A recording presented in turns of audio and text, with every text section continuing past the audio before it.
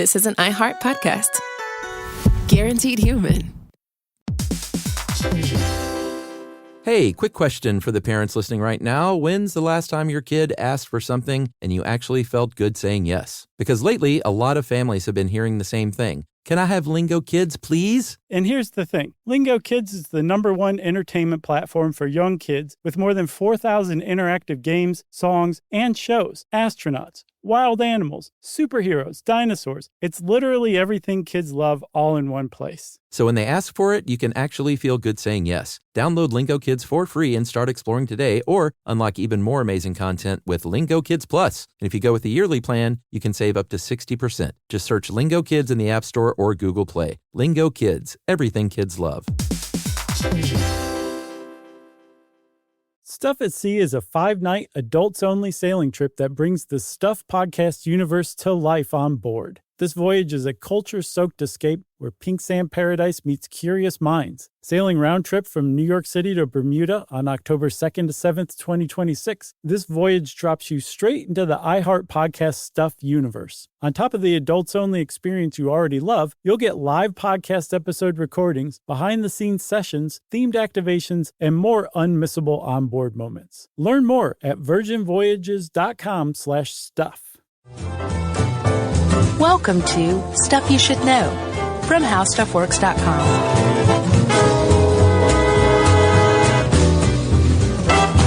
Hey, and welcome to the podcast. I'm Josh Clark. There's Charles W. Chuck Bryant, and this is a special edition of Stuff You Should Know because Jerry is transmogrified into guest producer Noel. Which requires quite a bit of alchemy. It does. You know? And a little bit of alcohol. Yeah, and some, like a magnificent brown bearded chia pet. Nice. There's a woodchuck waving from there. Looking good, Noel. Yeah, Jerry's gone on a top secret mission. Can't talk about it. That's what makes it top secret. You're talking about it right now. But she's coming back at some point, don't worry. Yeah. She's not left us forever. No, this is a stint by guest producer Noel. We'll have to make a suite out of it. Yeah. Noel produced shows you should know. Summer of Sam, Death Suite, Noel's Stint. Noel's Stint. That sounds gross. How you doing, man? I'm great. I'm so used to reading ads these days that, like, I just panicked, like I lost my place. And then I was like, oh, yeah, it's the actual podcast. I can just ramble and stall as long as I need to. Yeah. You remember this from your being a kid? Was this in your wheelhouse, the Philadelphia Experiment? The movie was. Watched it last night. Sure. Oh, did you really? Yes. Wow. It is basically, I mean, the plot makes sense, but it's like a 15-minute plot. Yeah. They manage a lot of chasing in. Yeah, to really draw it out. They really gussy. Yeah, they drew it out. But the idea behind it, especially when, let's see, 1984, I was 8. Yeah. And this was about the time where I'm like, I'm going to Duke University to study parapsychology when I get older. When you were 8? Yeah. I didn't even know what college was when I was 8. Definitely, that was in my wheelhouse. Really? Yeah. Wow. So this was like right up my alley. Yeah. And now that I watch it as a child, I'm like, man, I was an idiot when I was 8. Yeah. But it was pretty cool. The special effects are like 80s-rific. Oh, yes. They do not hold up. No. But I mean, if you're a fan of Tron, or Videodrome, yeah, you're gonna love this movie. Starring the great Michael Pare. Yes, and RoboCop's partner. Yeah, Nancy Allen. Mm-hmm. Was she? What else was she in famously? She was in a bunch of 80s movies. Yeah, she was big back then. What was her big one though, or was she always like co-starring the female lead? I don't think she was ever like the lead in a movie. Huh. They didn't make movies with female leads in the 80s. I can't remember in this context. Are we allowed to say female, or should it be the girl lead? It's a female lead. They right? didn't make leads with women as the lead in the 80s. They're all just there to prop up the dudes, right? Which is still how it is. Working Girl, that was in the 80s. Good point. 9 to 5. 3 ladies. Mm-hmm. All right, I take it back. Okay. Few and far between. I'm trying to lobby for gender equality in Hollywood. Yeah.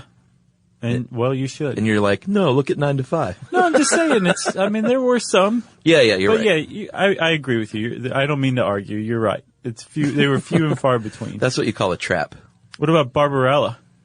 Yeah, that was 70s or was it 60s? I think the 60s. Yeah. Yeah. Jane Fonda. Well, just like the makers of the Philadelphia experiment, you and I know how to draw out a 15-minute plot. Hey, also I wanted to point out Michael Pare disappeared in Eddie and the Cruisers. Oh, was he in that? He was Eddie. Was that based on Bruce Springsteen or something like that? No. Was it based on any real life band? No. I mean, it echoed, he was Springsteen-esque. Right. But it wasn't like, I think the writer was like, who do I like? I like Springsteen. Yeah. So let's get John Cafferty to sing like Springsteen and put Michael Pare to lip sync. Wow, that's Eddie. That's 80s rific too. And I saw John Cafferty in concert in the 80s. That's how. What else is he in? No, he was the band. He was the real band. John Cafferty and the Beaver Brown Band. Okay. They sang those songs for real, and I saw them in concert at Six Flags. Wow. How about that? And they've now become the Zac Brown Band. That's right. Right. Who looks like Noel. Right. Full circle. Full circle. We just did it. Can we be done now? Yep. So the Philadelphia experiment, I guess, was right up Michael Pare's alley because it echoed real life too. In a way. Right. In a way. Sure. The makers went back and read a couple of books that purported to be nonfiction accounts of this incredible experiment carried out by the Navy. So incredible. And we should probably, let's describe the experiment to begin with, right? Experiments, we should say. Yeah, that's true. This article gets it wrong. Yeah. On how stuff works. Yeah, there were two separate things, both involving a destroyer ship called the USS Eldridge, recently commissioned. Summer of 1943 is when it began. July, I think. And what supposedly happened was that there was this ship, and there was a big secret Navy experiment whose aim was to make this ship disappear. Yeah, not just to like radar something like that, but if there was a guy with a periscope, he would look right past the ship because it had been made invisible. Essentially invisible. And then the story goes that was successful. It was a successful experiment that was carried out. Yeah, it disappeared in full view in broad daylight. Uh-huh. From the Philadelphia shipyard? Yep. And then reappeared. There was a big glow. Yes. And then it reappeared, and all the sailors aboard were in bad shape. So did that take place in July, or was that? That took place in July. Okay, then it happened again in October? In the second experiment? Yeah, then they retried the experiment. Supposedly the ship disappeared and popped up in Virginia. Norfolk, Virginia. And then reappeared 10 minutes prior. So it time traveled back 10 minutes to Philadelphia again. Right. And again, the sailors were in bad shape. Even by teleportation standards, that's impossible. Yeah. You know what I mean? Yeah, and supposedly the shipmen were, seamen were, some were caught like in the metal of the ship. Right. Like, and crazed and crazy. Right. So basically the implication is that they had been some sort of, or in some fashion, molecularly disintegrated. Yes. Along with the ship. And then when it was brought back together, the coordinates were maybe off slightly. Right. Maybe the ship and the people were where they were 10 minutes earlier. Right. And things just went a little haywire. Like, my upper half's on the Lido deck and my lower half's on the, what were the other decks on the low? Man, that's the only deck I know. The party deck. The tango deck? Sure. The tango deck. Uh-huh. Yeah. And and I'm still alive, and Yeah. I've also gone mad. Because my brain didn't configure back correctly either. Yes, and this was all possible thanks to Albert Einstein working with the Navy. Yep. And teaching them all his little tricks on how you can make ships disappear in time travel. Specifically, the theory is that, or the rumor, the conjecture, the conspiracy theory, is that Albert Einstein figured out the unified field theory. Which is not true. He did not. Basically the theory of everything. No, it frustrated him for his whole life. There's this idea in physics that there's possibly one explanation for the behavior of everything in the universe. Yeah. Right now, we've got a pretty good theory. I think the theory of special relativity ties in 3 of the fundamental forces in the universe. Yeah. But gravity's this outlier that can't be tied in through physics formulas. And they think that there's some way of understanding things to where everything ties together. And as I think Michio Kaku famously put it, he said that what they're searching for with a unified field theory is with a formula an inch long, you'll be able to read God's mind. Man. So the idea is that Einstein came up with this unified field theory. Yeah. Again, not true. And that it was used to understand how to teleport things. So they used this understanding to carry out an experiment with a bunch of Navy seamen on a destroyer in broad daylight. Because you can imagine the advantage to be able to make your ship invisible. Not only that, if you could figure out how to teleport it. Like, you're done, dude. No more war, because you would win them all. Yeah. And the rest of the world would just cower at your invisible feet. Yeah. You'd just suddenly pop up behind your enemy, Yeah. put him in a full Nelson and be like, you give. You'd be like, I give. And that's it. You just let him go and be like, that's right. And you teleport out of there. You see how easily that could happen? Nazi? Unified field theory. All right. So the Philadelphia experiment never happened like that, at least. What? We'll go ahead and not give any credence to the conspiracy theorists out there, although we'll probably get a couple of people that emailed in. Oh man, this is like a nucleus of conspiracy theory. It ties in UFOs. Sure. Ties in theoretical physics. Yeah, the U.S. government, of course. Yep. A ginormous cover-up. Yeah. It ties in all these different things, and it's really, really interesting if you go read this stuff. It's to me, it's more interesting than just UFO conspiracy theory or just government cover-up conspiracy theory. Yeah. It's like a clearinghouse of conspiracy theories all tied up into one package on this secret experiment that, if you listen to the Navy's official line, never took place. There never was a Philadelphia experiment. Right. There never was. It was also known as Project Rainbow. There was never a Project Rainbow. No. It just didn't happen. The whole thing was made up out of whole cloth, apparently, by a guy named Carlos M. Allende. Yeah, and there was a couple of hinky details. We'll go over why this thing has survived a little bit later, but there are a few hinky details, not that make it believable, but that just have fueled the fire over the years. Yeah. And let's take a break right here, Chuck, because I'm getting a little overexcited. Okay. Just put this under your tongue. You'll be fine. Okay.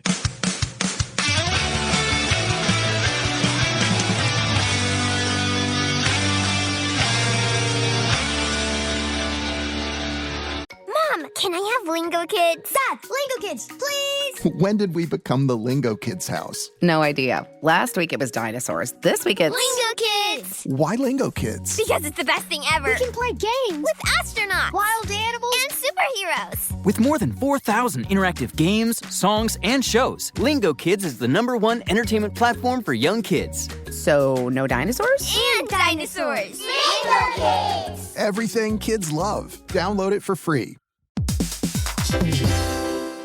Hey, everybody. I want to talk to you a little bit about Tide Evo because it represents over 10 years of innovation and product development. Tide Evo is a first-of-its-kind technology where tens of thousands of minuscule fibers are spun together to form a 6 times powerful layer packed with scrubbers, brighteners, pre-treaters, and fresheners. And that's going to deliver a breakthrough clean that's so powerful it feels like magic. Yeah, it is kind of like magic. Tide Evo is revolutionary. A 100% concentrated, waterless laundry tile that's made of compressed microfiber soap layers rather than liquid or powder. And it's not like pods or sheets because it uses 6 layers of detergent fibers to deliver superior cold water cleaning without plastic packaging of any kind. And it provides a mess-free, lightweight solution that dissolves lickety-split. So whenever you run into a laundry challenge, turn to Tide Evo. It's revolutionary. It's magic. Try new Tide Evo. Real laundry magic. Stuff you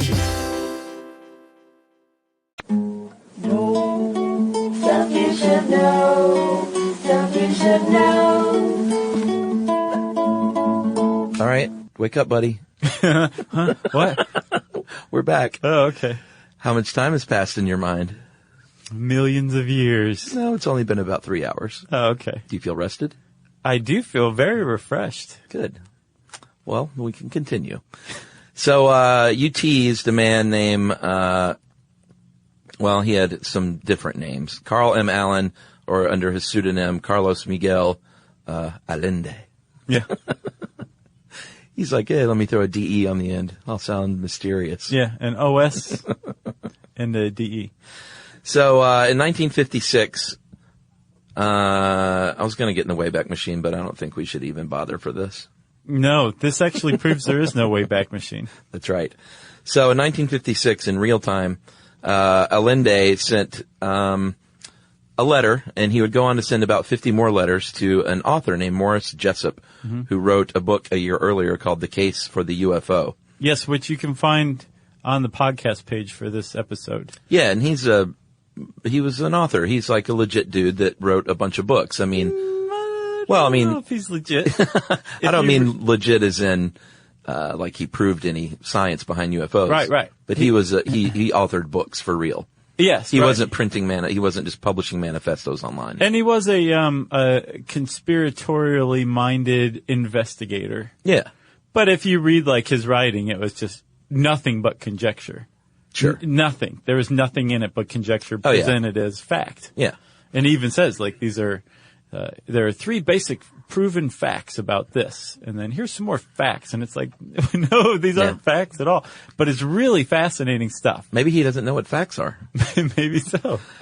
So he got these letters, and in these letters, at first there were some attacks on him, and from Allen saying, "You don't know what you're talking about, man. You're getting this unified field theory all wrong, and I know because Einstein spent several weeks with me teaching me this stuff himself." Yeah, and not only that. So it's like cuckoo pot writes crackpot. Right. And he was saying, like, I can prove that unified field theory has been mastered by describing this experiment that took place in Philadelphia in 1943 concerning one U.S. destroyer called the USS Eldridge. Yes, and he said, I know this because I was there, buddy.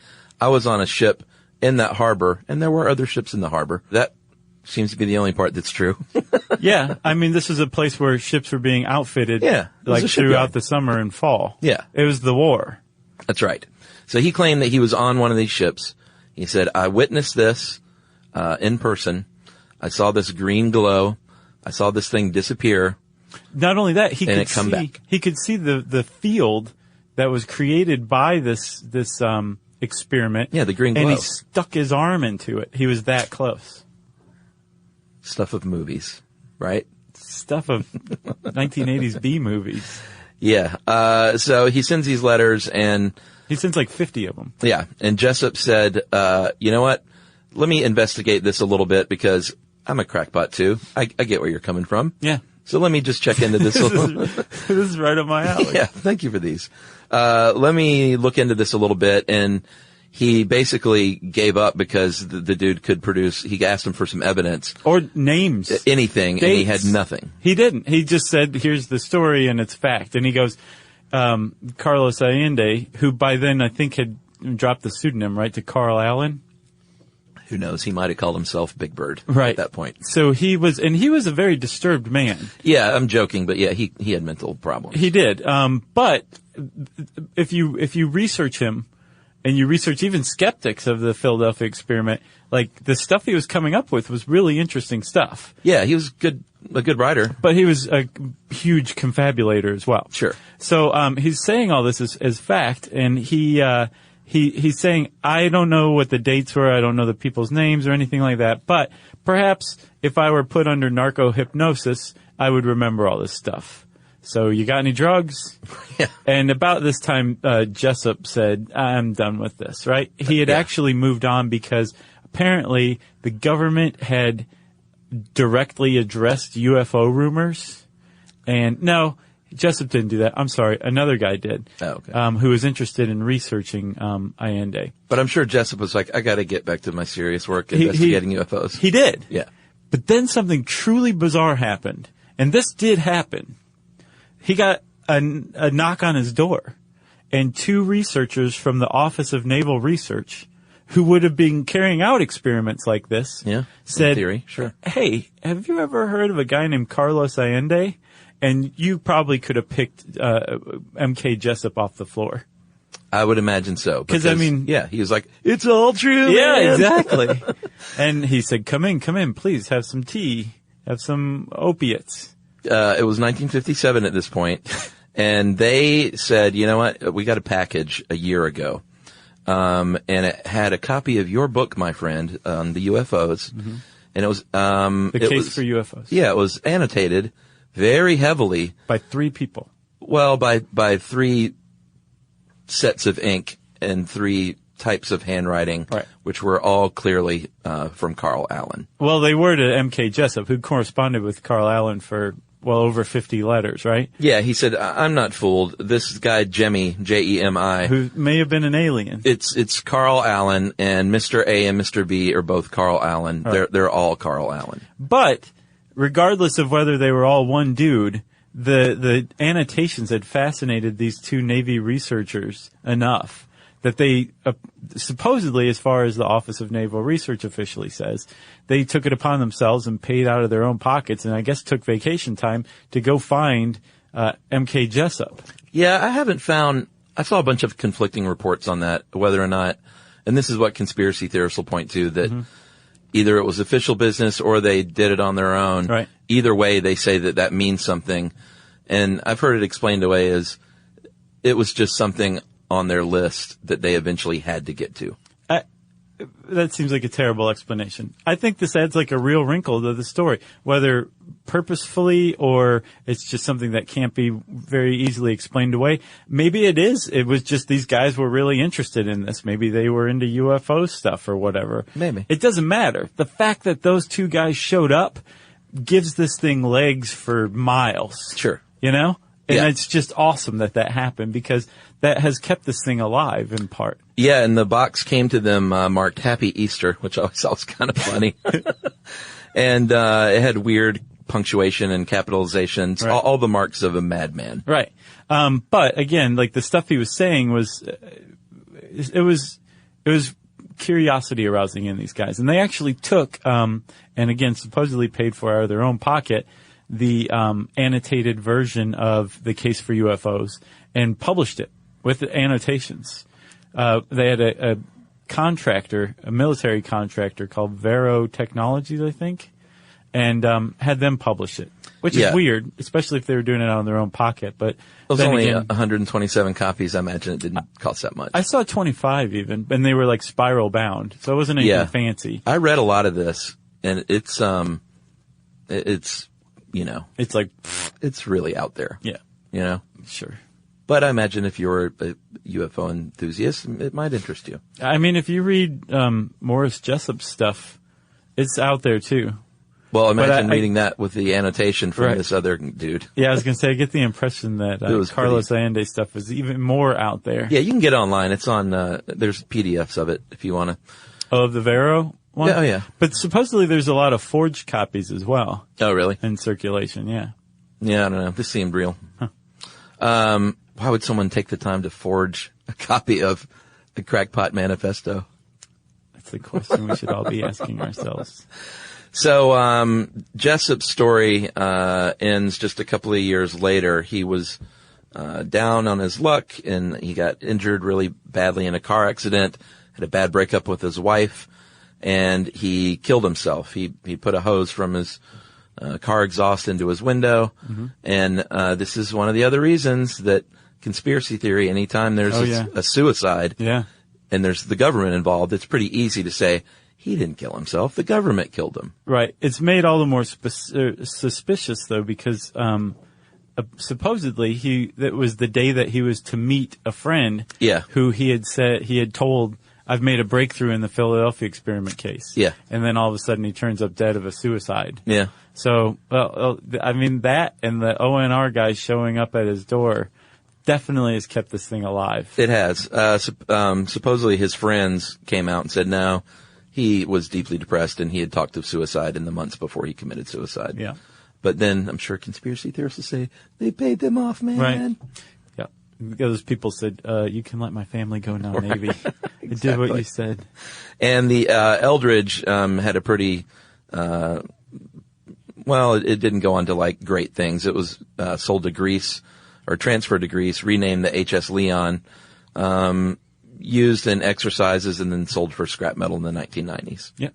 So no big deal with the boat, right? No bigs. So we'll take another little break here, and we'll come back and we'll talk about what really happened in the Philadelphia shipyard that day.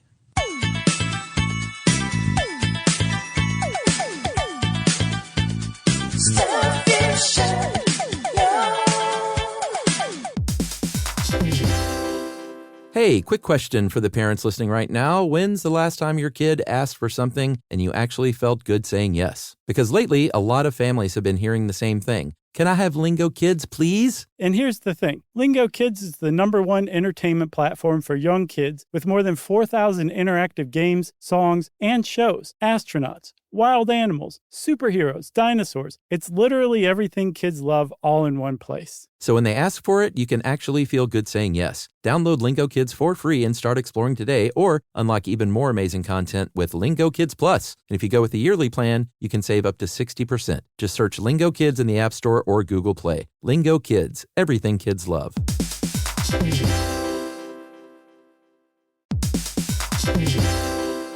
Hey everybody, I want to talk to you a little bit about Tide Evo because it represents over 10 years of innovation and product development. Tide Evo is a first-of-its-kind technology where tens of thousands of minuscule fibers are spun together to form a 6 times powerful layer packed with scrubbers, brighteners, pre-treaters, and fresheners. And that's going to deliver a breakthrough clean that's so powerful, it feels like magic. Yeah, it is kind of like magic. Tide Evo is revolutionary. A 100% concentrated, waterless laundry tile that's made of compressed microfiber soap layers rather than liquid or powder. And it's not like pods or sheets because it uses 6 layers of detergent fibers to deliver superior cold water cleaning without plastic packaging of any kind. And it provides a mess-free, lightweight solution that dissolves lickety-split. So whenever you run into a laundry challenge, turn to Tide Evo. It's revolutionary. It's magic. Try new Tide Evo. Real laundry magic.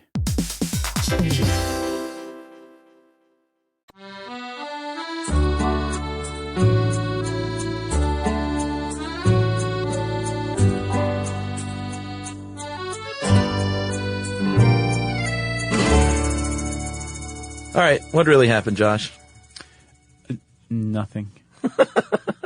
That's supposedly what really happened. Apparently on that day in the naval shipyard, I guess either July or October, but July I think is the one that people typically, if they just think it was a one-day thing rather than 2 separate experiments, it's usually July that they point to, which they did in this article too. Yeah.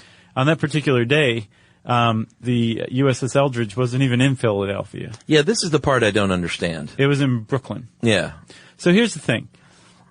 That revelation came out in 1999. We'll get to that in a minute. Prior to this, there is a researcher. He's an astrophysicist and ufologist named Jacques F. Vallée.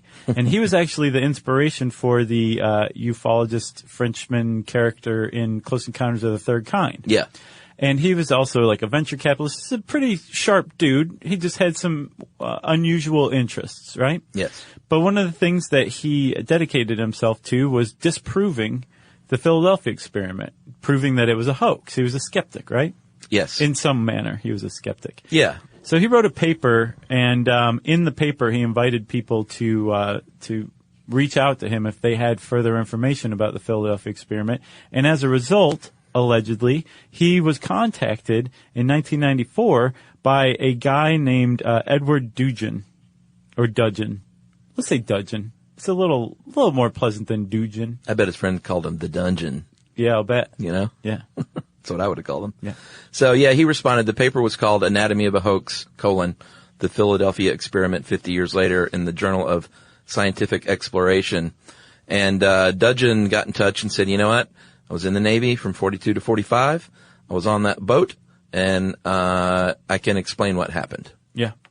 Which is pretty exciting. Well, he was on the Engstrom, which was there at the same time. Oh, I thought he was on the actual boat. No, he was an electrician on the Engstrom, Gotcha. but he said he was fully aware of all of the electrical components on the Engstrom and on the Eldridge. Yeah, because they all party together. Sure, exactly. That actually comes Yeah. comes up later. So he was saying he basically had a pat and completely sensible and reasonable answer for every single part of the Philadelphia experiment. For example, part of the Philadelphia experiment legend is that a brawl broke out in a bar following the experiment, and 2 of the sailors on board the Eldridge suddenly disappeared. They vanished. Yes. Well, Dudgeon says, I was one of those guys. I actually faked my age on my enlistment paper. So I was underage and shouldn't have been in the bar. And the bartender, took pity on me and another underage dude and shoot us out the back door and then pretended that, she'd never seen us. So they disappeared. They disappeared, exactly. Out the back door. Another one, he says, he explains the whole thing, basically, right? He says there was no experiment like that, but they were doing something that might have seemed freaky to the uninitiated, and that was degaussing the ships. Yeah, at the time, Germany, and I guess everyone else really in the navies around the world, they had magnetic, mines, sea mines, right, which would, find your boat and, go, ooh, that's metal. Let me go stick on that thing and blow up. Yeah, and torpedoes that were magnetic seeking too. Yeah, and they thought, you know what, let's come up with a way to make our ship hulls and our metal parts non-magnetic to these obstacles. Right, which is an established project, I guess, or an established, what's the word I'm looking for? Process. Sure. So I was close with projects. Yeah, it was a real thing. Yeah, it's called degaussing, and it basically either changes or gets rid of the magnetism of something that was formerly magnetic, like a ship's hull. It does not make it invisible. No, it doesn't. To radar or otherwise. But it probably looks pretty weird, right? So they wrapped the ships in hundreds and hundreds of meters of cable, and then ran a really high voltage electrical charge through it. And supposedly this would demagnetize the ships, which really came in handy because at the time, just outside of America's coastal waters was called the Graveyard of the Atlantic. Yeah. Because German U-boats were running the show out there at this time. Yeah, and as we learned in our did Nazis invade Florida, they sometimes were parked right off the coast. Exactly. So they were taking out our destroyers and our cruisers and our battleships. So this was a big deal to be able to do that kind of thing. Although it was classified stuff, it wasn't experimentation in anything that hadn't been proven before. It was like, yeah, we're just demagnetizing our battleships. Yeah, they could have had a big sign up that said degaussing at work. Right. Stand back. Yeah. It was no big super secret thing. Right. But if you're a Nazi, don't read this sign. Right. The other thing that Dudgeon addressed was the concept that the Eldridge disappeared from the Philadelphia shipyard, reappeared in Norfolk, and then reappeared back in Philadelphia. Well, that happened, but it just went there and then came back. Right. But it didn't happen in like 5 minutes or 10 minutes or 30 seconds. No. But again, he points out, like, if you were just casually paying attention, you might have seen the Eldridge in Philadelphia that night and then noticed it was missing late at night and then noticed it was back in the morning. Yeah, which would seem impossible because that was supposedly a 2-day trip. Yeah, 2 days, including there and back. Yeah. Round trip was 2 days up the coast. But apparently the Navy had a canal that they used. I think the Delaware Chesapeake Canal that only the military could use, and they could make that round trip in 6 hours. Yeah. So in other words, it's easily explainable that it just simply, I keep wanting to say sailed, but it's not sailing. I think they still call it that. Do they? Set sail, yeah. Okay. Ship out. Yeah, it shipped out and took off. Shipped back. Right. In a regular amount of time. Right. And it just became part of the lore. Yeah. And I mean, you can even tack on a few hours there. Apparently Norfolk was where they outfitted it with their explosives. And apparently they could load a battleship in 4 hours. Yeah. So even taking that into account, it's still 10 hours. If it shipped out at 11 p.m., which is what, Dudgeon says. Right? Dudgeon? I think you went with Dudgeon. Yeah. He says that it shipped out at 11. It'd still be back by 9 a.m. Yeah. So again, if you're just casually paying attention, what seems pretty mysterious really took on legs over time. It's basically like a game of telephone, like any conspiracy theory. Sure. Maybe there's a kernel of truth that got exaggerated by some drunken sailors, and then bam, it gets shrunk down to 10 seconds through a teleportation experiment. Well, and these sailors, the drunken sailors, supposedly could have been overheard saying things like, they're going to make our ship disappear. They're going to make us invisible. When in fact what they were saying is they're going to make it more or less invisible to these mines. Right. Got all twisted around. It wasn't literally invisible. Yeah. And so there were apparently tons of merchant seamen around the area as well. Yes. So again, this would have been classified stuff. If there had been loose lips, which sink ships. They do. And somebody had said, like, we're going to make it invisible, like you said, they would have picked up on that. Maybe they were the ones who were just casually paying attention to the Eldridge here or there, and it just seemed to disappear and reappear. Yeah. And there's this guy named Robert Gorman, and he in a 1980 Fate magazine article wrote about tracking down Carlos Allende. He was from the same hometown as him.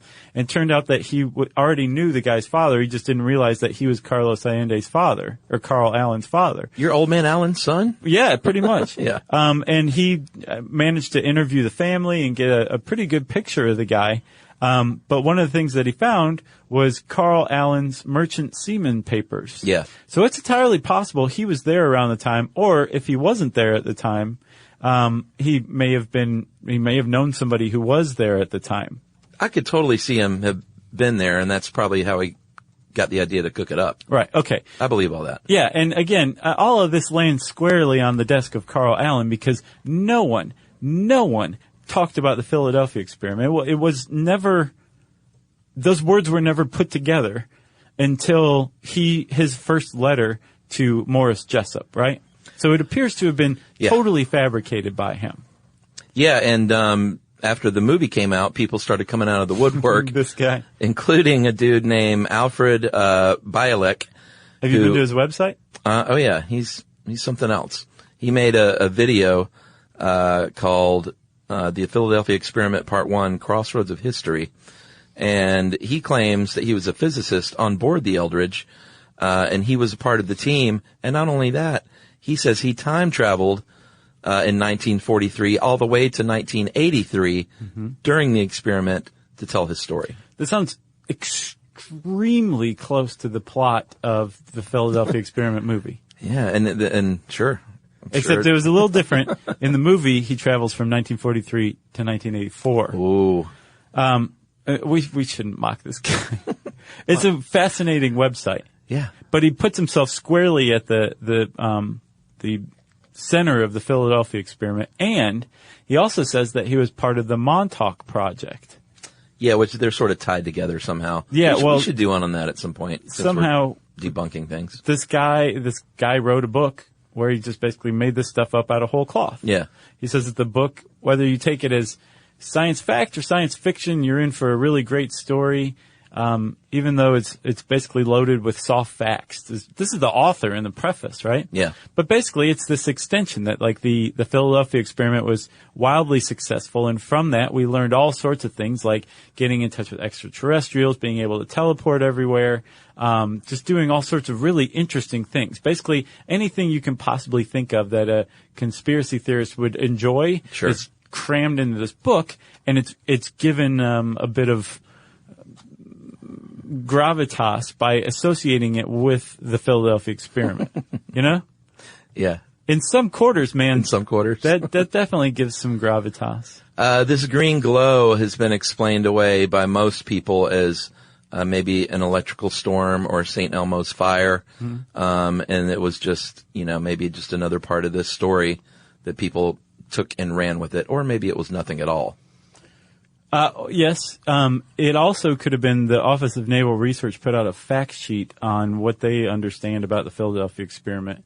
And they said it's possible another origin, or the origin of that specifically, was experiments with the USS Timmerman later on after the war in the 50s, where they tried to use a small generator that was higher power than the generator that was currently on board, and it actually caused coronal discharge, a glow. Yeah. And they said that no one was injured, no one was enmeshed into the ship. No. It was just a glow was created, which is what you'd expect from a very strong electrical field, right? Yeah. So they think possibly that combined with the degaussing stuff they were doing during World War II came together and help this legend take off.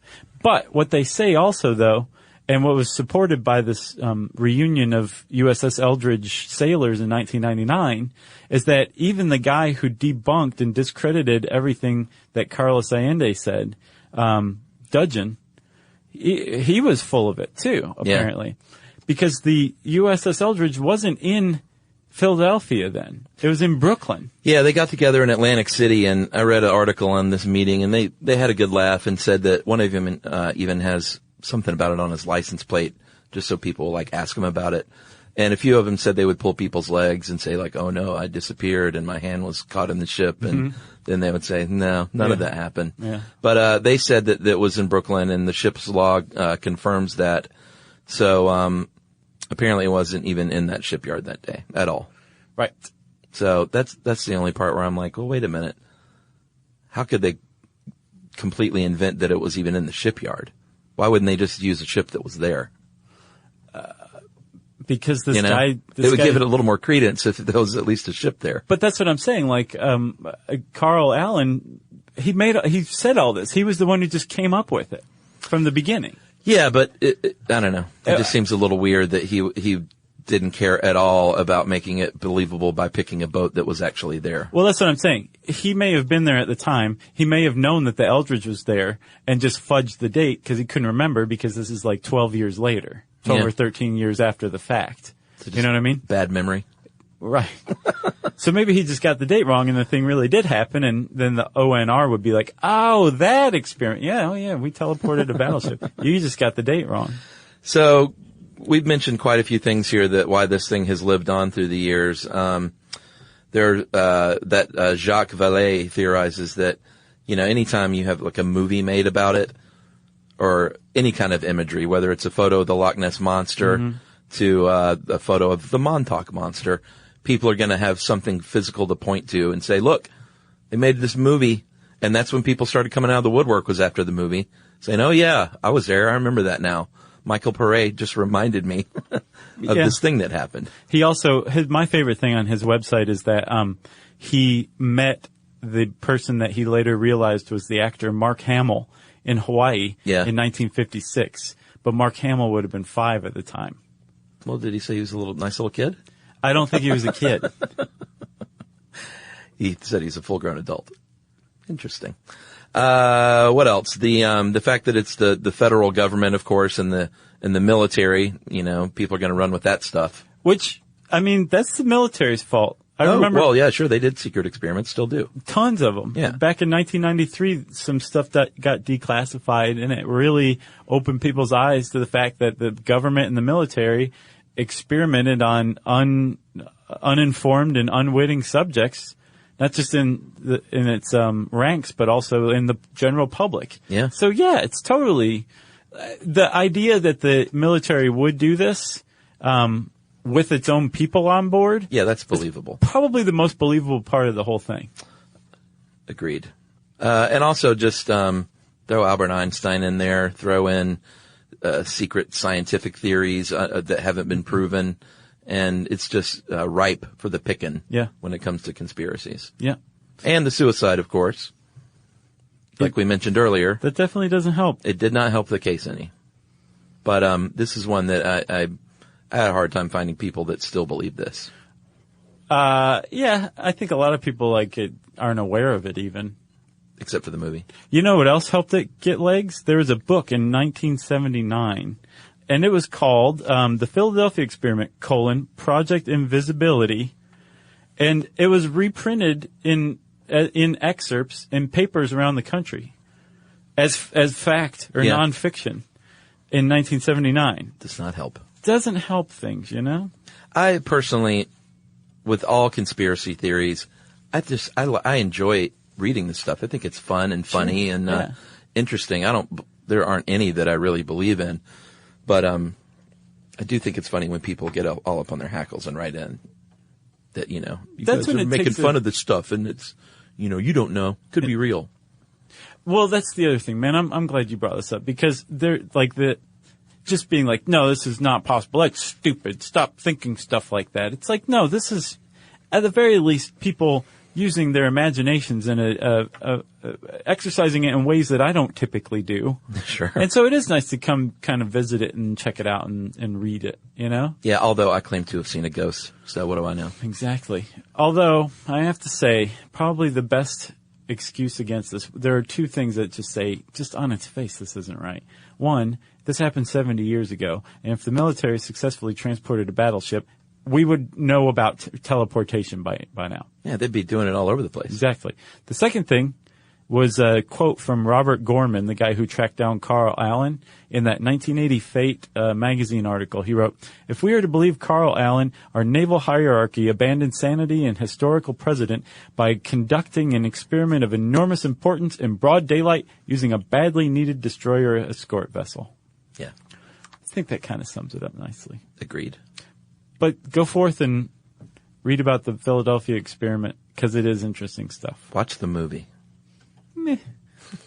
Why not? Is it on Netflix? No, it's on YouTube. You watched it on YouTube? Yeah. I can't believe you made it through it. I did. I'm telling you, I was working too. I had two, windows open, but... Okay, there you go. It was fine. Yeah. It was fine. It's as believable as Tron. That's Josh's review. Let's see. If you want to know more about the Philadelphia experiment, you don't have anything else, right? No, sir. You can type those words in the search bar at How Stuff Works. And since Chuck said Tron, it's time for listener mail.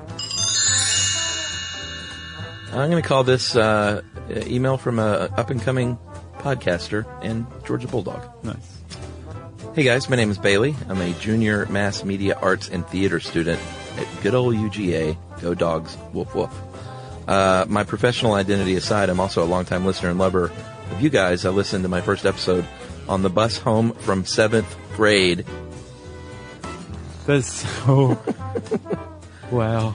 I'm pretty sure it was the episode on brainwashing. So she's in college now. I mainly listen to y'all as I'm working on my on-campus job, bus driving. Did you ever take the buses in Athens, the student bus? I was so crippled with social anxiety that if I couldn't find a parking space, I would just skip class because I didn't want to get on the bus. You had social anxiety? Mm-hmm. Really? Mm-hmm. Like, didn't want to get to know anyone, or you just... I just couldn't bear being around peers at that age. Really? Yeah. Interesting.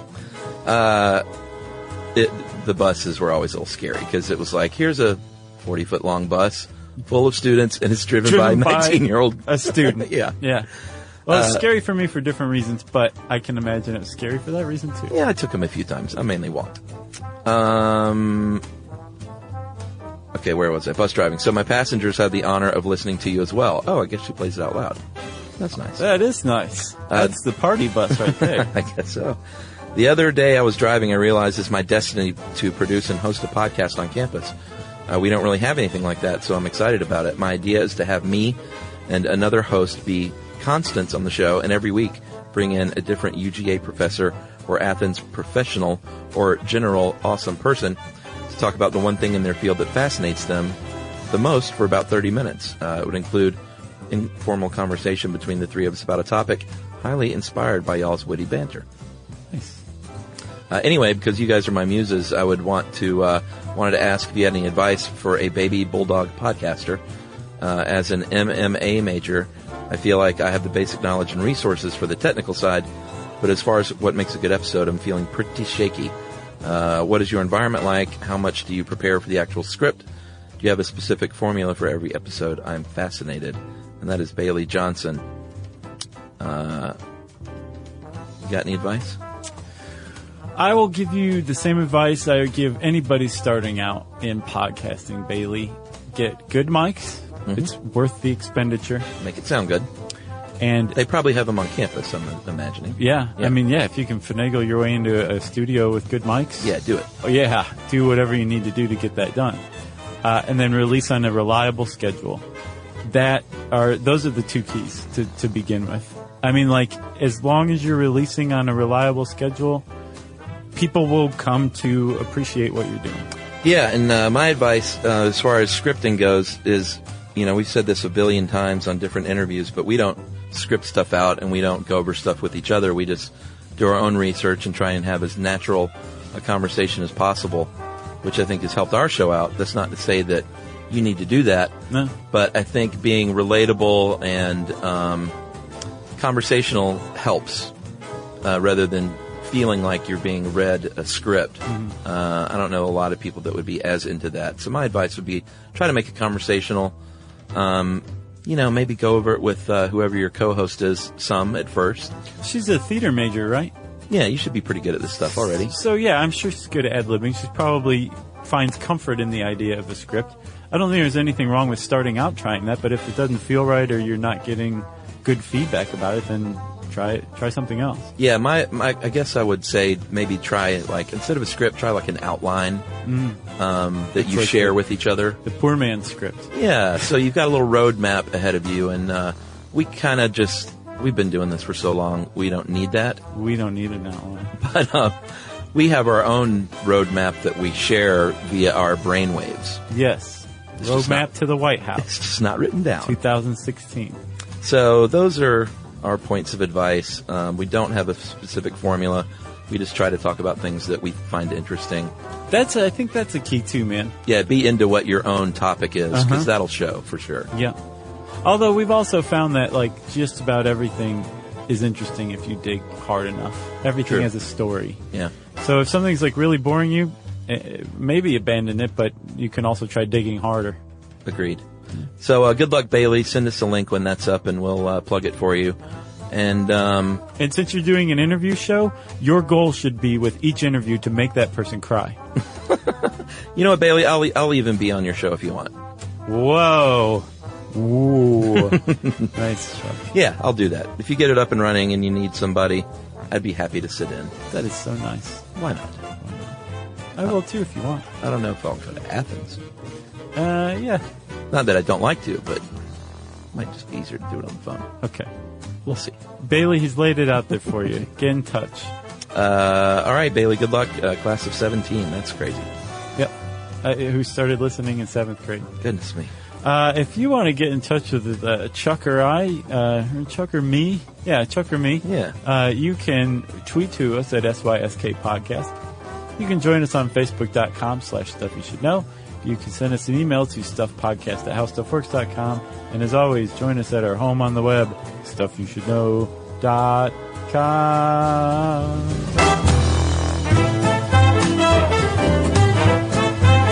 For more on this and thousands of other topics, visit howstuffworks.com.